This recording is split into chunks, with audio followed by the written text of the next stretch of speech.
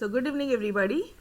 चलो एक बार फटाफट से अपन ने जो भी कुछ इकोनॉमिक पॉलिसी ऑफ इंडिया पढ़ा है, ठीक है, ये चैप्टर में जो भी कुछ पढ़ा एक बार फटाफट से क्विक रिवाइज करते हैं। What was the story behind this कि भाई इंडिपेंडेंस के बाद में, ठीक है, इंडिपेंडेंस के पहले की अगर हम बात करें तो कॉलोनियल रूल था। अपने यहाँ से वो रॉ मटेरियल लेके जाते थे इंग्लैंड वाले और अपन को ही शर्ट बना बना के बेचते थे, अपन को ही फिनिश गुड्स देखते थे। यस और नो, मतलब इंडिया में तो कभी इंडस्ट्री एस्टैब्लिश ही नहीं हो पाई। लेकिन जब गवर्नमेंट ने ये देखा तो गवर्नमेंट को ये ध्यान में आया कि भाई इंडस्ट्रीज जब अगर कोई बनेगी ना तो अब उस पर स्ट्रिक्ट रेगुलेशन रहेगा। तो गवर्नमेंट ने वही किया।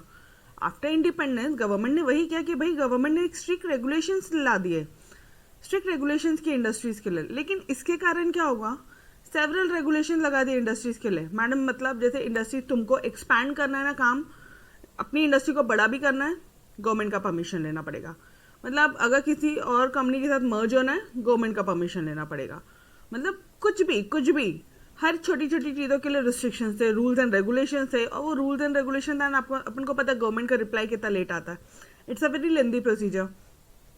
तो इससे क्या हो गया था, इससे कुछ प्रॉब्लम्स क्रिएट हो गई थी इकोनॉमी में, जैसे कि स्टैग्नेशन, इन्फ्लेशन, इम्बैलेंस एक हो गया था। एक फ्रस्ट्रेशन हो गया था कि यार क्या है ये, बिजनेस जो ओनर्स थे उनके बीच में फ्रस्ट्रेशन हो गया था।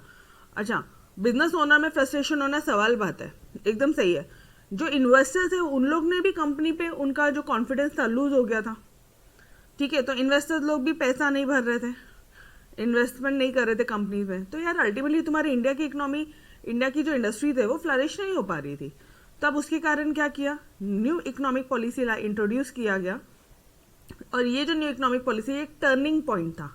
डन, ये पूरी स्टोरी बस ध्यान रखोगे ये चैप्टर पढ़ने से पहले। It was the turning point दिया। इसके बाद इंडस्ट्रियल का जो ग्रोथ हुआ है वो अल्टीमेट हुआ है। क्या क्या था इसके main objectives, GDP fibre. Main अपना ऑब्जेक्टिव क्या है न्यू इकोनॉमिक पॉलिसीज का, कि इंडिया की जो नेशनल इनकम है उसको फाइबर के तरह, मतलब जो अभी आजकल फाइबर केबल्स आते हैं ना, उसकी तरह बढ़ाना, एकदम तेजी से, तेज रफ्तार से बढ़ाना। जैसे और नो, फाइबर केबल का मतलब समझ में आ रहा है, वाईफाई का कनेक्शन अगर आप फाइबर वाला लेते हो ना, जैसे हम लोगों ने ऑफिस में फाइबर केबल्स का लिया है, मैंने भी मेरे घर पे फाइबर केबल का लिया कनेक्शन, तो इससे इंटरनेट रुकता नहीं है। डन, तो एकदम स्पीडली आता है। तो स्पीड मेंटेन करने का उनका मेन टारगेट था। जीडीपी, ग्लोबलाइजेशन, ये सिर्फ टेक्निक याद करने के लिए बताया, ठीक है, इट्स नथिंग लाइक दैट। हाँ, तो जी से क्या था, जीडीपी।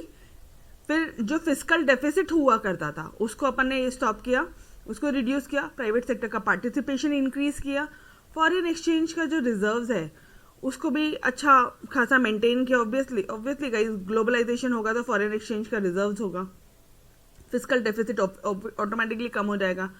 प्राइवेटाइजेशन किया। अभी सिर्फ और सिर्फ दो ही सेक्टर ऐसे हैं, दो ही इंडस्ट्रीज ऐसी है जो आज गवर्नमेंट के हाथ में है, बाकी पूरी इंडस्ट्रीज प्राइवेटाइजेशन किया। मतलब दो ही काम ऐसे जो आज की डेट पे गवर्नमेंट करेगी, एक है रेलवे, दूसरा है एटॉमिक एनर्जी, एटम बम वगैरह बनाना। बाकी सारे सेक्टर्स आपको प्राइवेटाइजेशन कर दिया। प्राइवेटाइजेशन से क्या फायदा क्या होता है, डायरेक्ट कंपटीशन बढ़ जाता है बहुत। जैसे आप भी कार मैन्युफैक्चरिंग हो और यहाँ पे भी एक कार मैन्युफैक्चरिंग कंपनी, तो दोनों के एकदम स्ट्रिक्ट कंपटीशन रहेगा कि यार इन्होंने तो इतने कम रेट में निकाल दी, अपन भी अपनी कॉस्ट कम करते हैं, अदरवाइज अपन को मार्केट से निकलना पड़ेगा, आउट हो जाएंगे अपन, कोई अपनी कार नहीं खरीदेगा, अपना बिजनेस पूरा बंद होगा। समझ में, एक इनसिक्योरिटी रहने लग गई। फिर inflation, balance of payment, high economic growth rate, trade relation. अच्छा, ये सारी चीज़ें मैंने लेक्चर में अच्छे से बताई है। अभी फटाफट से अपन पॉइंट डिस्कस करते हैं। यहाँ पे क्या था ऑब्जेक्टिव, जीडीपी फाइबर था। और फीचर्स में क्या था, ड्रिप फास्ट। फीचर्स क्या थे डियर इसके, ड्रिप फास्ट मतलब डी लाइसेंसिंग कर दिया था। यहाँ पे सिर्फ 5 ही कंपलसरी जो गुड्स थे, 5 ही गुड्स ऐसे थे जिसके लिए कंपलसरी लाइसेंसिंग लगेगी। और अगर ये काम करें ना तो चोरी छुपे करना, अदरवाइज पकड़ा जाओगे। सी हाइड, इसका मेमोरी टेक्निक भी सी हाइड है, ठीक है, को रिलेट करा रही हूँ मैं ताकि आपको ये जो मेमोरी टेक्निक से सारे आंसर्स लर्न हो जाए। डन, सिगरेट वगैरह, hazardous chemical, industrial explosives, distillation of alcoholic liquors and all, and electronic space and equipment, defence equipment. Clear है। फिर रिफॉर्म्स किया उन्होंने, फाइनेंशियल सेक्टर में रिफॉर्म किया उन्होंने, इंडस्ट्रियल सेक्टर में, उसके बाद में पब्लिक सेक्टर को रिड्यूस किया। ड्रिप हो गया। अब फास्ट, फॉरेन इन्वेस्टमेंट, ए से अबॉलिश कर दिया, MRTP एक्ट, ठीक है, small sector units, and trade liberalisation. तो दैट्स इट गाइस, हमने लास्ट लेक्चर में ये सारी चीज़ें डिटेल में देखी थी, ठीक है। यहाँ तक अपन ने पूरा लास्ट लेक्चर में डिटेल में देखा था। चलो लेट्स मूव अहेड। अब कुछ कंपोनेंट्स पढ़ते हैं NEP के। What are the main components? Main components LPG, we cylinder वाला LPG नहीं है, लिबरलाइजेशन, प्राइवेटाइजेशन, ग्लोबलाइजेशन। और ये ना अपन ने बचपन में भी पढ़ा है, ठीक है। पहले भी जो 10th स्टैंडर्ड तक भी जो थ्योरी सब्जेक्ट्स हुआ करते थे उसमें भी अपन ने कंसेप्ट ऑलमोस्ट थोड़े बहुत पढ़े हैं। देखो नहीं पढ़ा है तो आ जाओ। मेन कंपोनेंट्स क्या किया, उनका मेन कंपोनेंट क्या था? जो नेशनल निकलता बार बार, जो न्यू इकोनॉमिक पॉलिसी थी 1991 की, उसके मेन कंपोनेंट क्या था? लिबरलाइज कर दिया। अपने घर वाले लिबरल हो गए, मतलब एकदम स्ट्रिक्ट एक एटीट्यूड था अपने घर वालों का, अब वो लिबरल है बिकॉज बच्चा कॉलेज में है, अब वो खुद ब खुद वो सारी पढ़ाई वगैरह करता है। तो लिबरलाइजेशन मतलब क्या होता है? एक फ्रीडम दे दिया। लिबरलाइजेशन मतलब क्या होता है डियर? फ्रीडम दे दिया, ऐसे समझो आप, फ्रीडम दे दिया। प्राइवेटाइजेशन कर दिया, मतलब प्राइवेटाइजेशन इसका मतलब फॉर जो प्राइवेट सेक्टर्स है उनको भी अलाउ किया है, दे आर फ्री नाउ, बिंदास वो लोग कार वगैरह मैन्युफैक्चर कर सकते हैं। पहले बिफोर इंडिपेंडेंस की बात कर रही हूँ मैं, पहले अलाउड नहीं था। पहले कार वगैरह भी गवर्नमेंट ने, इनफैक्ट इंडिपेंडेंस के टाइम तक भी कार वगैरह की भी मैन्युफैक्चरिंग भी गवर्नमेंट ने अपने हाथों में रखी थी, ठीक है, कि हम ही कार मैन्युफैक्चर करेंगे। बट उसके बाद ऐसा नहीं हुआ। फिर ग्लोबलाइजेशन फ्री, पूरा ग्लोब आपके लिए फ्री, पूरा वर्ल्ड फ्री रख दिया है कि आपको जिस कंट्री के साथ में ट्रेड करना है उस कंट्री के साथ में ट्रेड करिए। ग्लोबलाइजेशन डन, यहां तक क्लियर है? तो ये 3 मेन कंपोनेंट्स है, LPG, लिबरलाइजेशन, प्राइवेटाइजेशन, ग्लोबलाइजेशन। वापस से बोलेंगे लिबरलाइजेशन, प्राइवेटाइजेशन एंड ग्लोबलाइजेशन। चलो आ जाओ।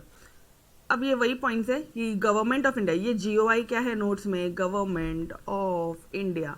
गवर्नमेंट ऑफ इंडिया ने अडॉप्ट किया था NEP of 1991 with the objective to free India industrial economy. वापस से इंडस्ट्रियल वर्ड पे मेन फोकस होना चाहिए, क्योंकि आपको पता है इंडस्ट्री पे ही रेगुलेशन लगाया था। तो किसको फ्री किया? Free industrial economy. डन, ये पॉइंट समझ में आ रहा है क्या? यस और नो? फ्रॉम व्हाट फ्री किया इंडिया के इंडस्ट्रियल इकोनॉमी को? From what? From unnecessary government control and rigidity in government procedure. जो गवर्नमेंट का अननेसेसरी कंट्रोल था या कुछ प्रोसीजर्स थे जो बहुत रिजिड थे, वो सब से फ्री कर दिया आपको। Okay great.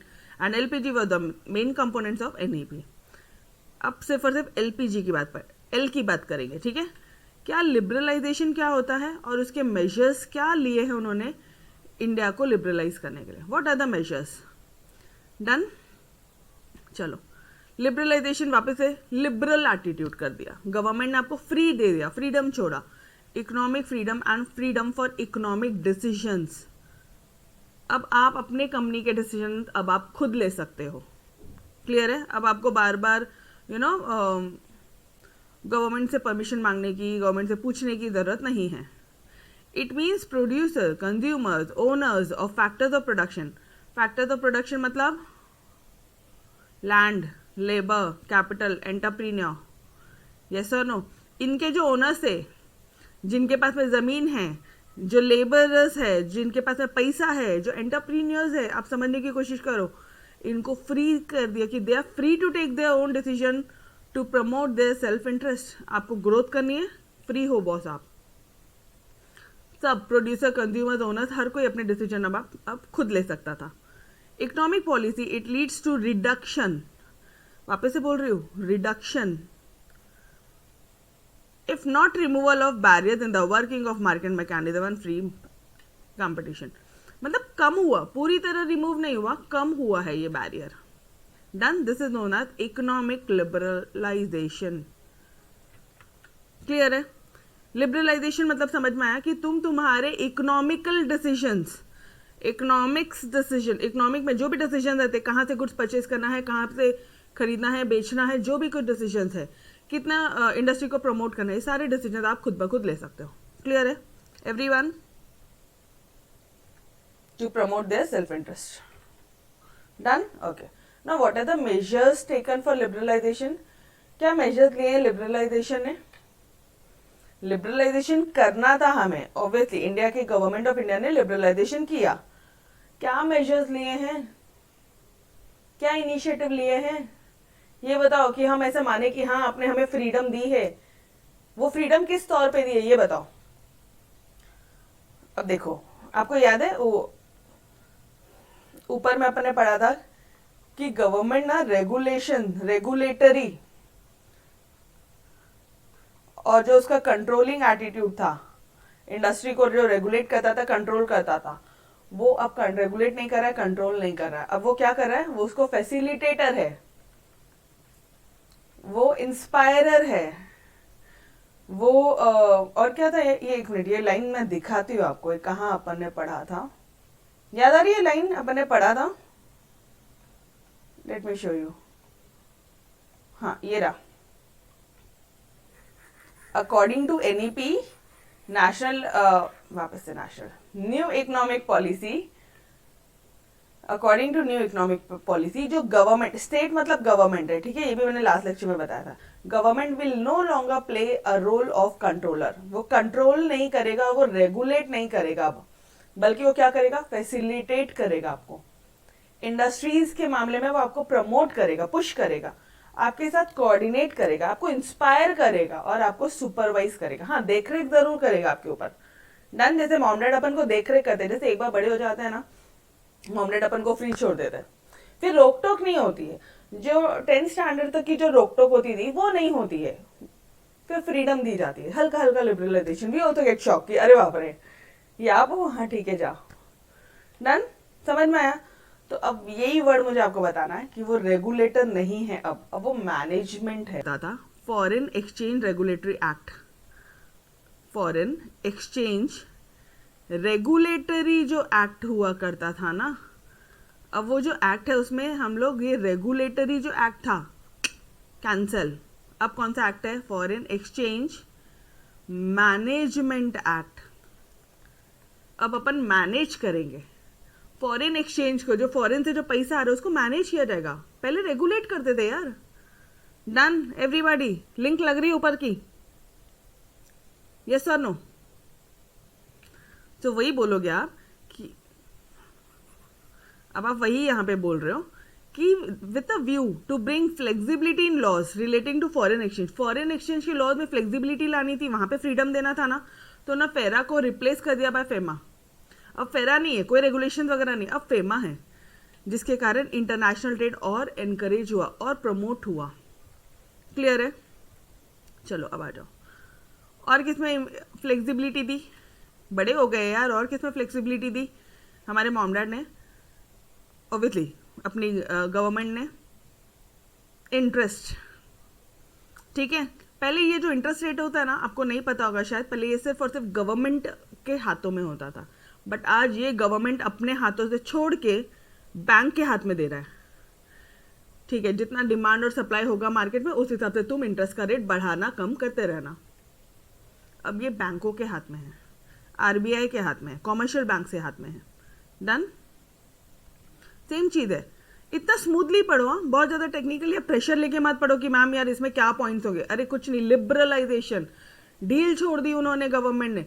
सबसे पहले ढील तो छोड़ दी फॉरेन एक्सचेंज रिजर्व्स में, फेरा को हटा दिया और फेमा लेकर आ गए. दूसरा, इंटरेस्ट रेट जो पहले गवर्नमेंट डील करता था, आज वो इंटरेस्ट रेट डीरेगुलेट कर दिया है, डीरेगुलेट. और कॉमर्शियल बैंक को फ्रीडम है. कॉमर्शियल बैंक ऐसी बैंक जो प्रॉफिट मोटिव बैंक होती है, प्रॉफिट कमाना होता है जिसका, ठीक है, इनके हाथ में है कि भाई आप मार्केट में जितना डिमांड और सप्लाई होगा उस हिसाब से आप इंटरेस्ट रेट का बड़ा कम या ज्यादा करते रहना. डन. और क्या किया इन्होंने? लिबरलाइजेशन, फॉरेन टेक्नोलॉजी लेकर आना, फॉरेन की टेक्नोलॉजी लाना, एनकरेज किया कि भाई फॉरेन की टेक्नोलॉजी लेकर आओ. मतलब इन शॉर्ट इंपोर्ट में भी कम कर दिया. पहले इंपोर्ट में क्या होता था, हेवी इंपोर्ट ड्यूटी हुआ करती थी. इंपोर्ट्स के लिए सख्त मनाही थी कि नहीं भाई तुम इंपोर्ट नहीं कर सकते, एक्सपोर्ट करोगे, क्योंकि एक्सपोर्ट करेंगे तो अपन को डॉलर आएगा ना. एक मिनट, अरे डियर, ये कंसेप्ट पता है ना आपको, जब आप इंपोर्ट करते हो, इंपोर्ट, तो आपके यहाँ का डॉलर कम होता है, आपको पेमेंट करना पड़ता है, जो भी इंडिया में फॉरेन एक्सचेंज है उसी से तो आप पेमेंट करोगे, क्योंकि फॉरेन कंट्री रुपीस क्यों लेगी तुम्हारा, वो तो डॉलर ही लेगी ना। तो ये वाला जो पार्ट था, अब गवर्नमेंट ने बोला इंपोर्ट अलाउड नहीं है, क्यों? क्योंकि अपना जो फॉरेन एक्सचेंज का रिजर्व्स है वो कम हो जाता है, पैसा देना पड़ता है सामने वाले को। और एक्सपोर्ट में क्या होता है, डॉलर आता है, डॉलर आता है डियर एक्सपोर्ट्स में, यस और नो? डन। तो डॉलर आना ज़्यादा अच्छी बात है या देना ज़्यादा अच्छी बात है? समझ में आया? तो ये जो चीज़ है ना, मतलब ऑब्वियसली गवर्नमेंट हमेशा एक्सपोर्ट को प्रमोट करती है, ये तो बेसिक कॉमन सेंस है, ठीक है, यहाँ पे कुछ ये टॉपिक से कोई रिलेशन नहीं है। नाउ अब समझने की कोशिश करना, पहले इंपोर्ट मना था क्योंकि पैसा ज़्यादा देना पड़ता था, लेकिन आज उन्होंने ये बोला कि भाई फॉरेन टेक्नोलॉजी का इंपोर्ट अलाउड है इन हाई प्रायोरिटी इंडस्ट्रीज, ताकि ज़्यादा अच्छे क्वालिटी ऑफ गुड्स इम्प्रूव हो, कॉस्ट ऑफ प्रोडक्शन, जो खर्चा है प्रोडक्शन करने का वो कम हो जाए, और जो इंडस्ट्रीज है वो कम्पिटिटिव हो, आपस में इंडस्ट्रीज के बीच में कंपटीशन होना चाहिए। क्लियर है एवरीबॉडी? फॉरेन टेक्नोलॉजी, जो फॉरेनर जिस मशीन से गुड्स बनाते होंगे वो टेक्नोलॉजी, वो मशीन वगैरह अपन इंपोर्ट कर सकते हैं, ताकि अपने इंडिया के क्वालिटी ऑफ गुड्स इंप्रूव हो, अपने इंडिया का जो खर्चा है वो गुड्स बनाने का, कॉस्ट ऑफ प्रोडक्शन वो कम हो जाए। डन। और किस चीज़ में लिबरलाइजेशन किया, कितने पॉइंट्स पढ़े अपन ने? सबसे पहला, रेगुलेशन हटा दिया, मैनेजमेंट लेकर आए, फेरा हटा के फेमा लेकर आए हैं। इंटरेस्ट रेट गवर्नमेंट ने अपने हाथ से छोड़ के कमर्शियल बैंक के हाथ में डाले थे, तुरंत पकड़ लिया, ठीक है। फॉरेन टेक्नोलॉजी में एनकरेजमेंट किया, मतलब इंपोर्ट अलाउ किया, एनकरेजमेंट मतलब इंपोर्ट अलाउ किया।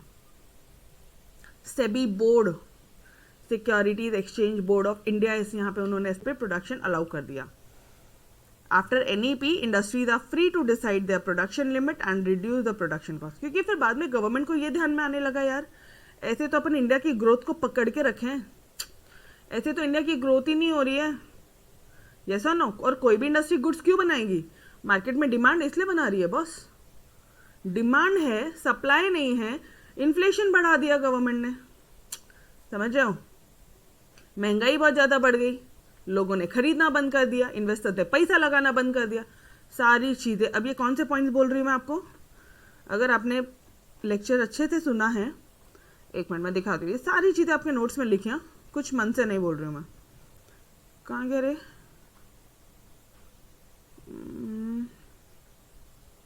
जस्ट सेकंड ना, ये पता होना ज़रूरी कि अपन कहाँ से आंसर्स बोल रहे हैं।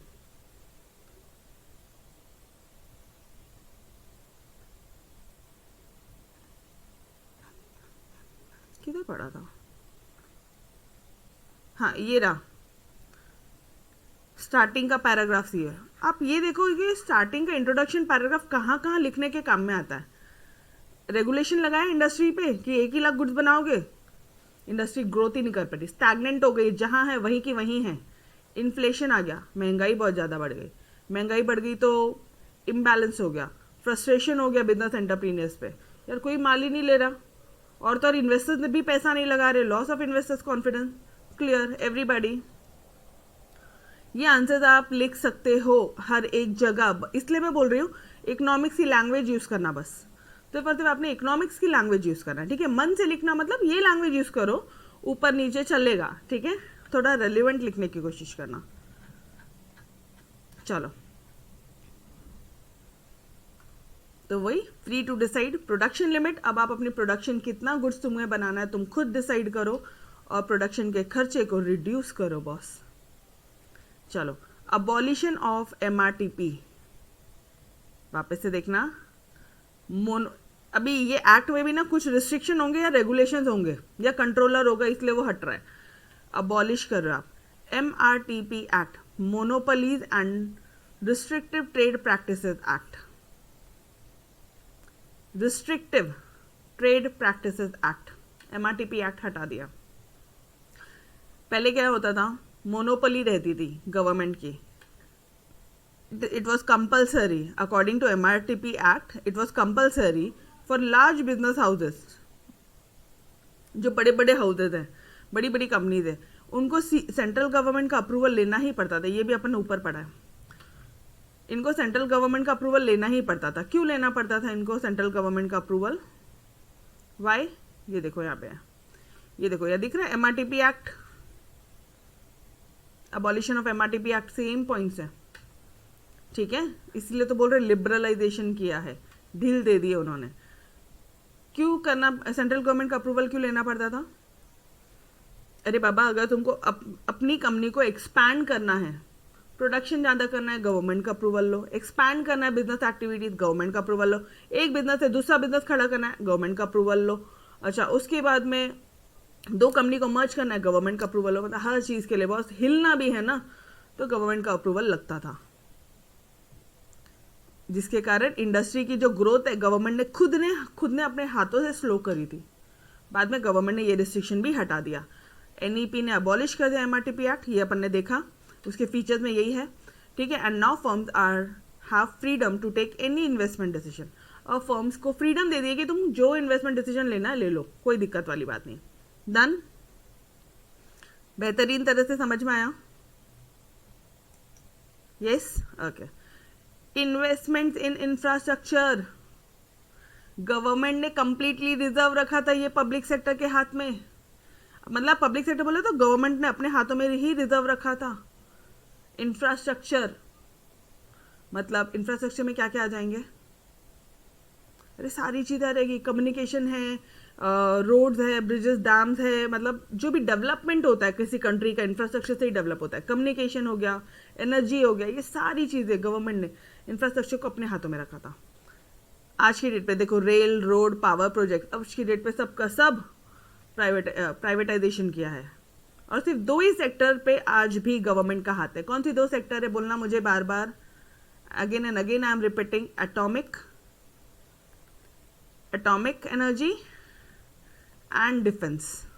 मतलब इंडिया में तुम डिफेंस सेक्टर, सॉरी डिफेंस बोल रही हूँ मैं, रेलवेज, ये एटॉमिक एनर्जी एंड डिफेंस एक ही हो गया, उसके अलावा रेलवेज है, ठीक है। मतलब इंडिया में आप रेलवेज नहीं बना सकते एंड एटॉमिक एनर्जी या डिफेंस सेक्टर पे आप नहीं कर सकते। डन? तो ये दो ही चीज़ें अपन ने अपने हाथ में रखी है, बाकी मतलब गवर्नमेंट अपने हाथ में रखी, बाकी सब पे फ्रीडम अलाउ की। तो liberalisation open infrastructure sector to domestic and foreign investors. सिर्फ और सिर्फ अपन ने इंडिया के लिए डोमेस्टिक इन्वेस्टर्स, मतलब विद इन इंडिया की boundaries, domestic territory of India, जितने भी पैसे लगाने वाले लोग हैं, जितने भी करोड़पति लोग हैं, ठीक है, वो इन्वेस्टर्स। एंड फॉरेन इन्वेस्टर जो फॉरेन में अच्छे खासे हैं, ठीक है, इन्वेस्टर्स जो पैसा इन्वेस्ट करते हैं, they could invest in rail, road, power projects etcetera. चलो जी, तो इट वॉज कंप्लीट, ठीक है, इट्स कंप्लीटेड। नाउ फटाफट एक बार आ जाओ, लिबरलाइजेशन मतलब क्या? पहले तो मुझे बताओ कंपोनेंट क्या है?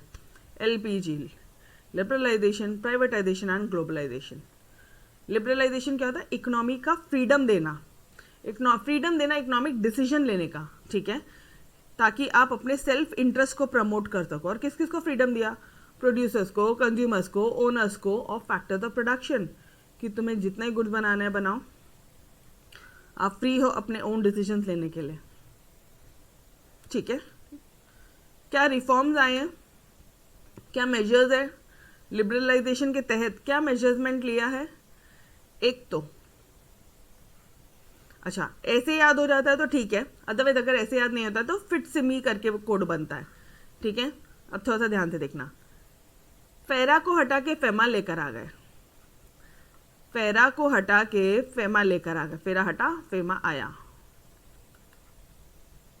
डन? इंटरेस्ट रेट को गवर्नमेंट ने अपने हाथों से छोड़ के कमर्शियल बैंक के हाथों में दे दिया। अब कौन रेगुलेट कर रहा है? Commercial bank, on the basis of the market forces of demand and supply. Market में कितनी डिमांड है, कितना सप्लाई है, उस हिसाब से। मैम अगर डिमांड बहुत ज़्यादा होगी तो और सप्लाई बहुत कम है तो इंटरेस्ट रेट बढ़ जाएगा, और अगर सप्लाई बहुत ज़्यादा और डिमांड बहुत कम है तो खुद सोचो, एक मिनट ये कंसेप्ट बताने दो मुझे, market forces of demand and supply. Let me right over your, market forces of demand and supply, ये हर एक केस में काम करता है। ये मतलब गुड्स के केस में भी, प्राइसेस के केस में काम करता है। प्राइसेस कब बढ़ेगी कब कम होगी। सिमिलरली यहाँ पे इंटरेस्ट रेट कब बढ़ेगा कब कम होगा, इसमें भी काम करता है। अब मुझे एक बात बताना, नॉर्मल कॉमन सेंस है, बहुत ज़्यादा डिमांड कर रहे हैं लोग और सप्लाई कम है, अरे मार्केट में कोई चीज़ की बहुत ज़्यादा डिमांड और सप्लाई कम है तो महंगा बिकेगा वो चीज़, इंटरेस्ट रेट ज़्यादा होगा, यस और नो? प्राइसेस महंगी होगी, प्राइसेस बढ़ेगी, इंटरेस्ट रेट ज़्यादा होगा, व्हेन डिमांड इज सप्लाई। और जब सप्लाई जो है, सप्लाई, हाँ लो लोन चाहिए लो, जैसे कोविड के टाइम पे 20,000 करोड़ इन्वेस्टमेंट्स का समथिंग करोड़ का लोन दिया था, ठीक है, एमएसएमई सेक्टर्स को, तो सप्लाई ज़्यादा है और डिमांड कम है। डिमांड नहीं है, पैसा नहीं है लोगों के पास में, लेकिन सप्लाई है, तो गवर्नमेंट क्या बोलेगी, खुद सप्लाई कर रही है तो इंटरेस्ट रेट कम इंटरेस्ट पे भी सप्लाई कर रही है, हाँ लो रे आओ, इंटरेस्ट रेट बहुत कम है, लेके जाओ पैसा, इंटरेस्ट रेट कम रहेगा। Is this point clear everybody? ऐसे इंटरेस्ट रेट डिसाइड होता है कभी भी, ठीक है। चलो एकदम बेसिक बताया मैंने आपको, मतलब जितना ज़रूरी है उतना ही बताया, बहुत ज़्यादा डिटेल नहीं बोला है, ठीक है। चलो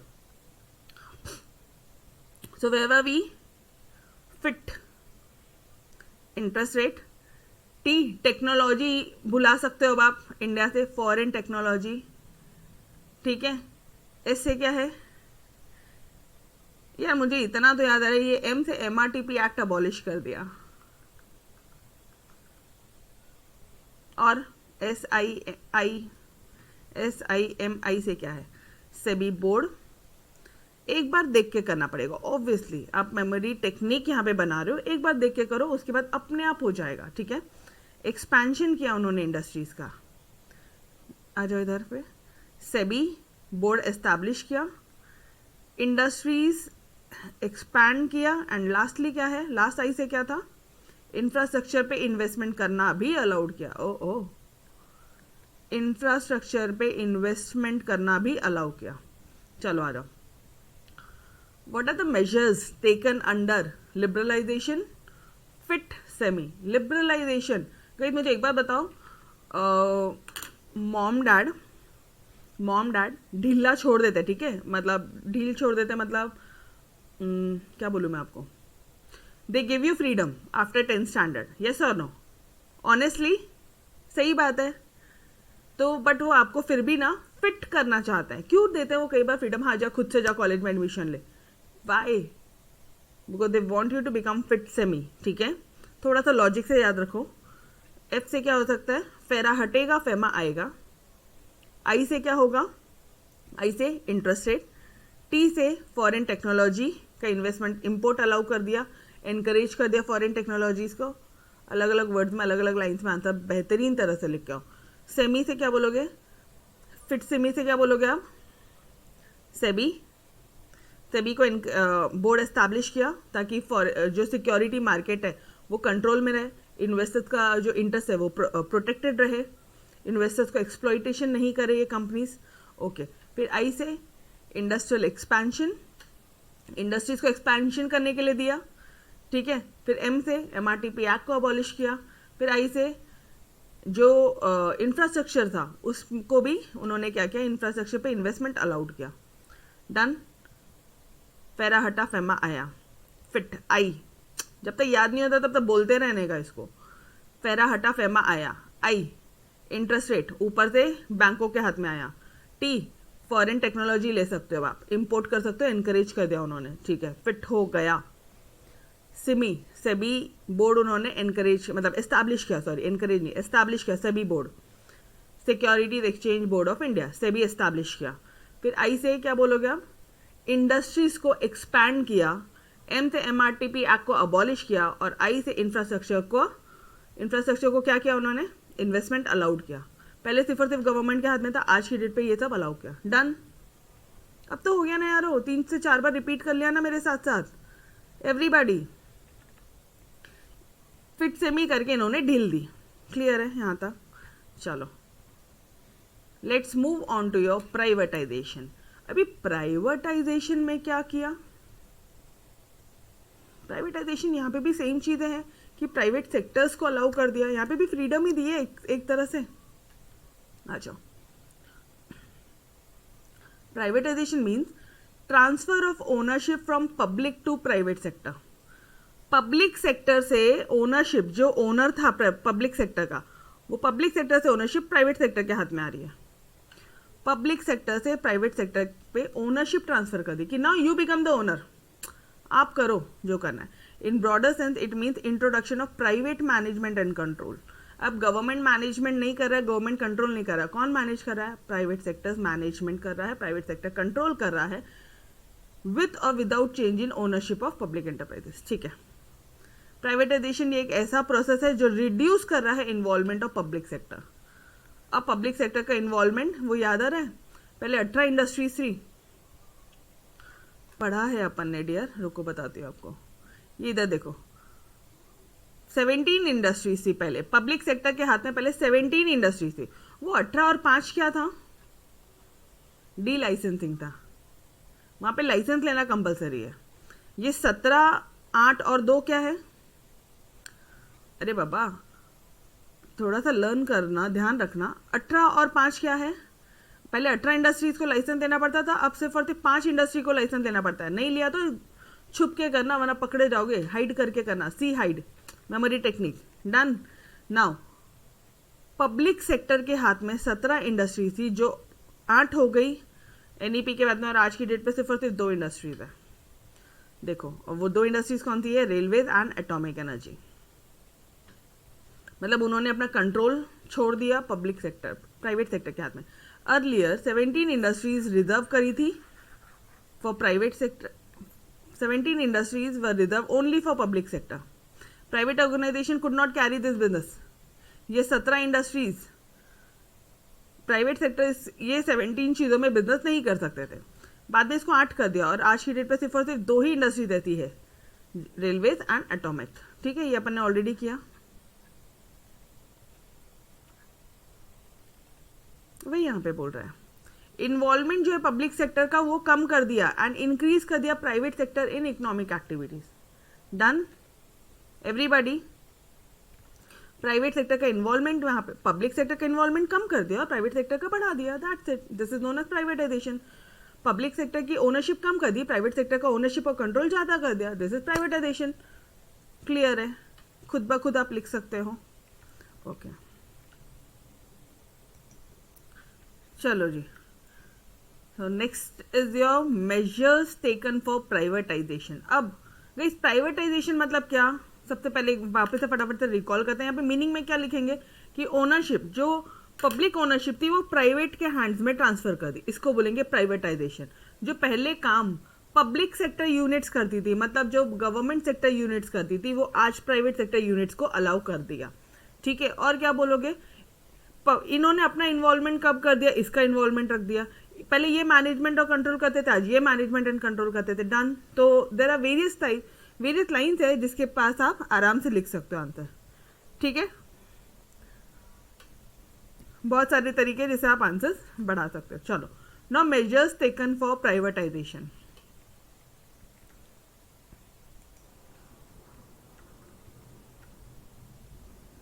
yes, what are the measures taken for privatisation? Dear, पहला मेजर है डिसइन्वेस्टमेंट। अभी एक बार कोशिश समझने की कोशिश करो, इन्वेस्टमेंट क्या होता है मुझे बताओ। What do you mean by this term investment?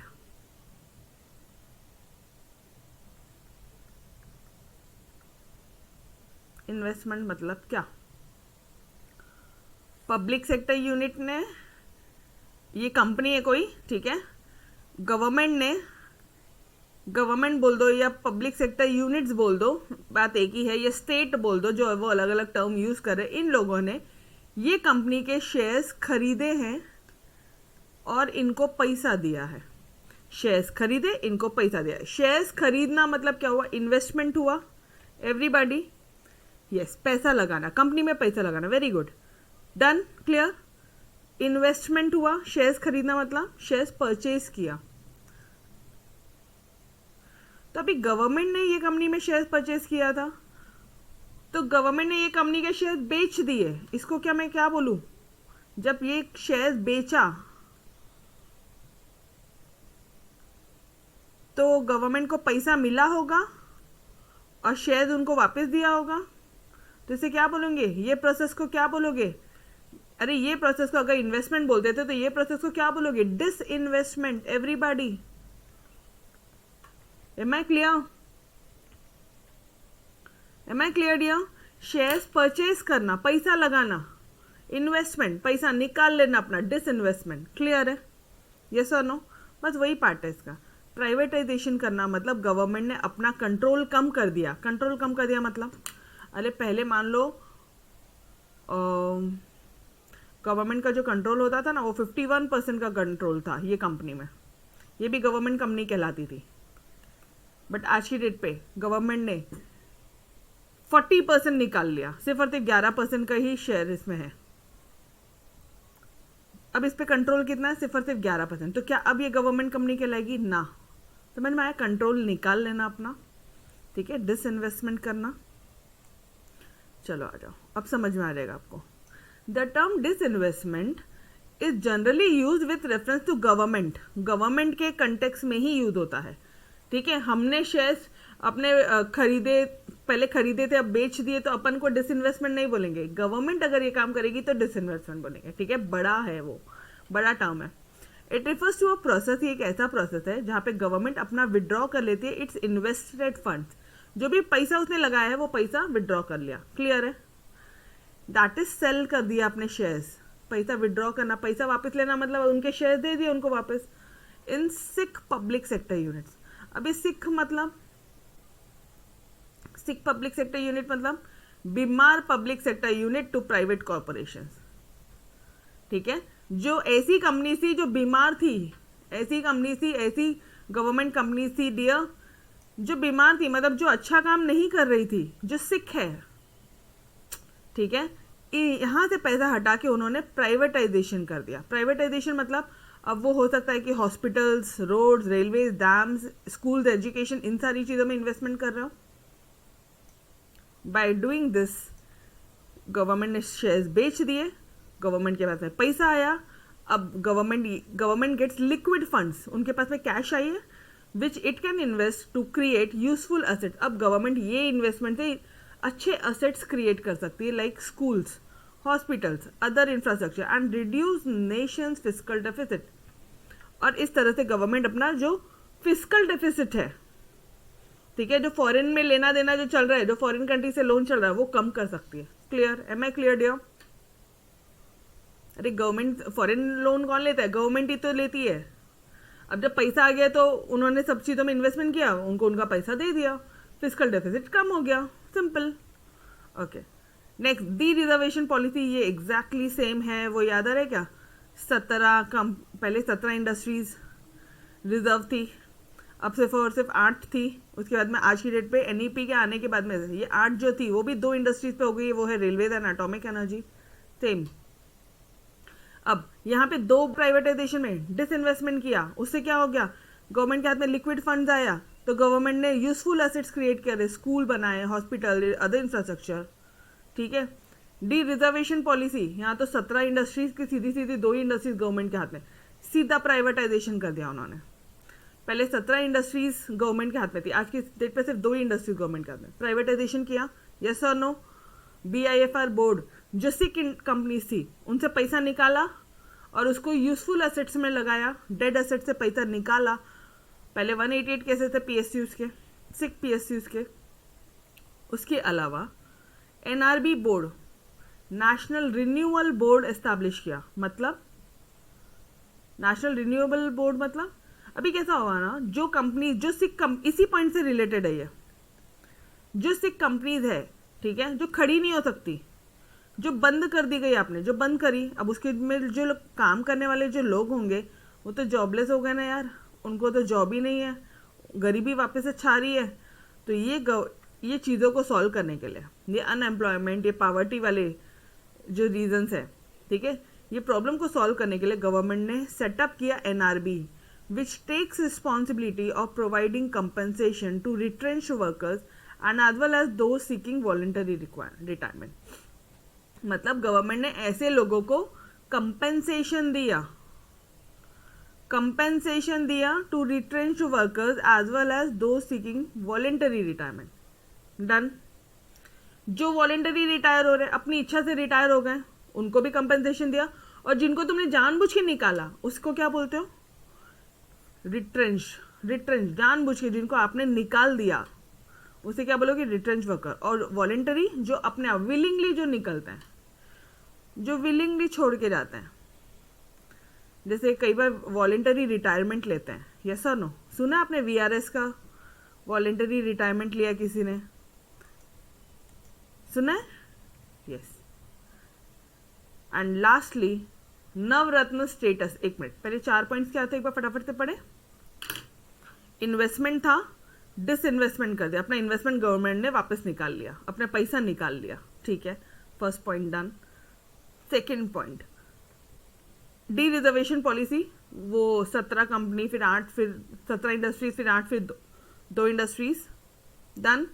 तीसरा, BIFR बोर्ड एस्टैब्लिश किया, 6 कंपनीज से अपना पैसा निकाला उन्होंने, और वो पैसे को दूसरी जगह फ्रूटफुल एसेट्स में यूज़ किया, वैल्यूएबल एसेट्स में यूज़ किया। पहले 188 केसेस थे, उसके बाद क्या बोलोगे? अच्छा, जो उसकी कंपनी बंद हुई है, वर्कर्स जॉबलेस हो गए, यस और नो? या कुछ ने वॉलेंटरी रिटायरमेंट ले लिया ऐसी कंपनी की हालत देखते हुए, तो उनको कंपनसेशन प्रोवाइड किया नेशनल रिन्यूअल बोर्ड के तहत। Done. Am I clear guys? अच्छी तरह से लर्न हुआ है चारों पॉइंट्स, चारों प्राइवेटाइजेशन के पॉइंट है, ठीक है। And last is your Navratna status. देखो ध्यान रखना, अपन ने लिबरलाइजेशन में कोड क्या पढ़ा था? फिट सीमी पढ़ा था।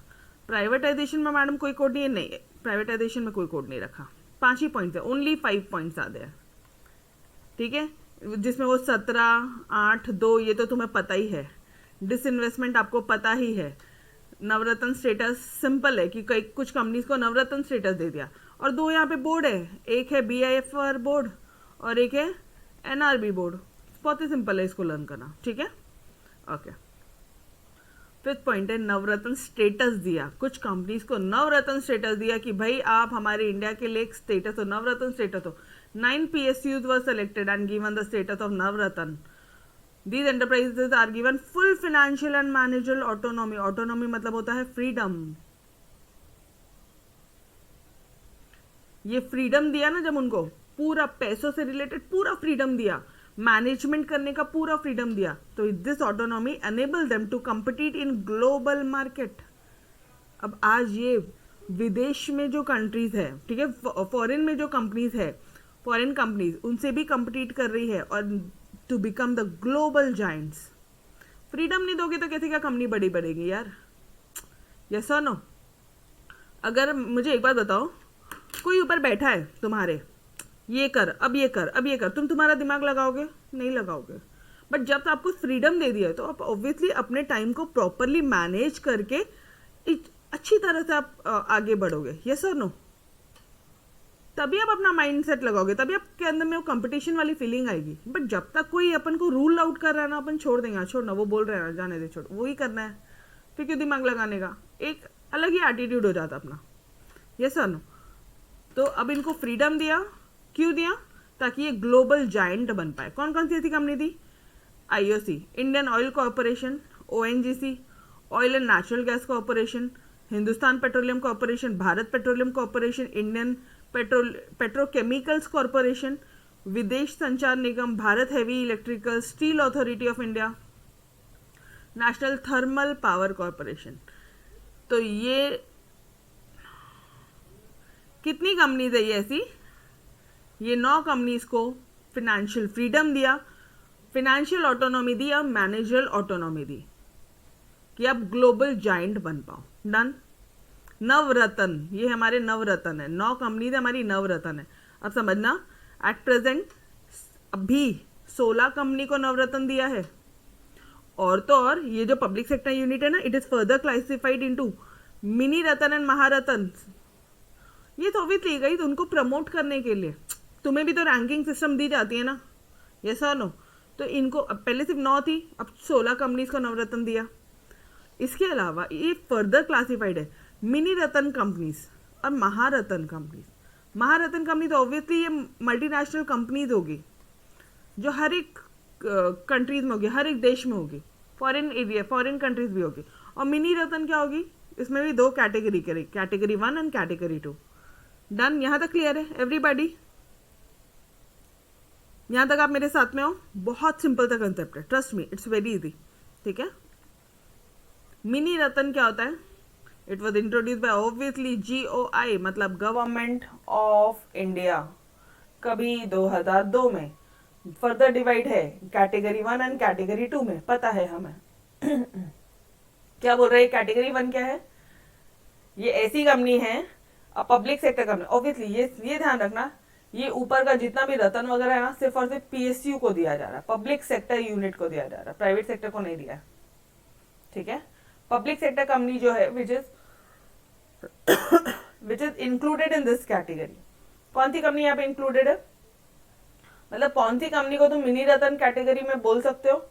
जिसने प्रॉफिट कमाया है लास्ट 3 ईयर्स में, कंटिन्यूसली प्रॉफिट कमाया है, जिसका लॉस नहीं है। पिछले 3 सालों में हर एक साल प्रॉफिट कमाया है, पहला पॉइंट।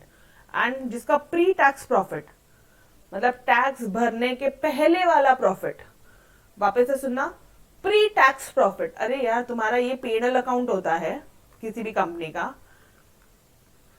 ठीक है? तो यहाँ पे आप इनकम टैक्स आता है यहाँ पे, ये टैक्स भरने के पहले वाला profit, pre tax profit should have been 30 crore और more in at least 1 of the 3 years। अगर ये पिछले 3 सालों में एक साल भी 30 करोड़ या 30 करोड़ से ज्यादा रहेगा, तो आप इसे क्या बोलोगे? Mini Ratan category. Am I clear? एक तो तीनों साल प्रॉफिट होना मांगता, और टैक्स भरने के पहले वाला प्रॉफिट अगर 30 करोड़ या 30 करोड़ से ज्यादा किसी एक भी साल में है, तो आप कौन सी कैटेगरी में आ जाओगे? कैटेगरी 1 में। क्लियर है? और फिर कैटेगरी 2 क्या होती है मैडम? बहुत सिंपल है, जिसने प्रॉफिट कमाया लास्ट 3 ईयर में, ये पॉइंट तो एग्जैक्टली सेम है, और जिसका पॉजिटिव नेटवर्थ है। अब पॉजिटिव नेटवर्थ पूरा रिवाइज करते हैं। प्राइवेटाइजेशन मतलब क्या? वही नॉर्मल सा अपना लाइन, जो पहले पब्लिक ओनरशिप के हाथ में था वो प्राइवेट के हाथ में दे दिया, ठीक है? उसके बाद में प्राइवेटाइज, और आप क्या बोल सकते हो, जो पहले ये लोग मैनेज करते थे वो अब ये लोग मैनेज कर रहे हैं, प्राइवेट सेक्टर मैनेज कर रहा है। पहले जो ये कंट्रोल करता था वो अब ये कंट्रोल कर रहा है। पहले इनका इन्वॉल्वमेंट था, अब इनका इन्वॉल्वमेंट है। सिंपल है, दिस इज पहला। अब now measures taken for privatisation, ठीक है? What are the measures taken for privatisation? Investment हटा लिया गवर्नमेंट ने और प्राइवेट सेक्टर को बेच दिया। इससे क्या हुआ? इनके पास में तो पैसा आया, लिक्विड फंड्स आया, स्कूल, कॉलेजेस, बहुत सारी जगह पे, हॉस्पिटल्स, अदर इंफ्रास्ट्रक्चर पे उन्होंने इन्वेस्टमेंट किया, और इससे फिस्कल डेफिसिट भी कम हुआ, क्योंकि पैसा है तो ऑब्वियसली उन्होंने लोन भी चुकाया होगा ना अपना, ठीक है? सबसे पहला पॉइंट क्या है? डिसइन्वेस्टमेंट का। दूसरा पॉइंट क्या है यहाँ पे? वो 17, 8 और 2, ठीक है? तीसरा बोर्ड, 2 बोर्ड है यहाँ पे, पहले सिक बोर्ड, पहले BIFR बोर्ड, एंड दूसरा NRB बोर्ड। यहां से लोगों को जब आप निकालोगे तो NRB बोर्ड में यहाँ पे इनको कंपेंसेशन दोगे। जिनको आपने निकाला उनको बोलोगे रिटेंच्ड वर्कर्स, जो अपने आप निकल गए उनको आप बोलोगे वॉलेंटरी रिटायरमेंट। दोनों को यहाँ पे कंपेंसेशन दिया जाएगा। एंड लास्टली योर नवरत्न। नवरत्न पहले 9 थे, पहले 9 कंपनीज को नवरत्न दिया था। अरे नवरत्न, 9 कंपनीज को पहले नवरत्न अवार्ड दिया था। मैम ये पूरे याद करने नहीं, याद करने की जरूरत नहीं, एक बार बस 2 बार इसको ओवरलुक कर लेना है, कंपनीज के नाम, that's it, more than enough. रट्टा मारने की जरूरत नहीं है, ठीक है? हाँ, और अभी 16 कंपनीज को नवरत्न दिया गया, और तो और it is further divided. Further divide किया उसको, mini ratna and Maharatna. Mini ratna को कैटेगरी 1, कैटेगरी 2। कैटेगरी 1 क्या होता है? तीनों साल में जिसके प्रॉफिट है, डन। प्री टैक्स प्रॉफिट जिसका 30 करोड़ या 30 करोड़ से ज्यादा है, ठीक है, किसी भी एक साल में, in any of 1 preceding year, done. और ये क्या होती है? कैटेगरी 2 क्या होती है? तीनों साल प्रॉफिट और जिसको पॉजिटिव नेटवर्थ है। एक में P&L अकाउंट याद करना, एक में बैलेंस शीट याद करना। एक में P&L अकाउंट, यहाँ पे P&L अकाउंट याद करना, यहाँ पे बैलेंस शीट याद करना। अभी हरीश सर बताएंगे आपको नेटवर्थ क्या होता है, ठीक है? एंड महारत्न कंपनी क्या होती है? इंडिया की मल्टीनेशनल कंपनी जिसको ग्लोबल जाइंट माना जाता है। Am I clear? Done, everybody? Yes. So dear, we will stop till here. मिलते हैं नेक्स्ट लेक्चर में, तो तब तक के लिए अलविदा। बाय एवरीवन, टेक केयर, खुदा हाफिज, बाय बाय।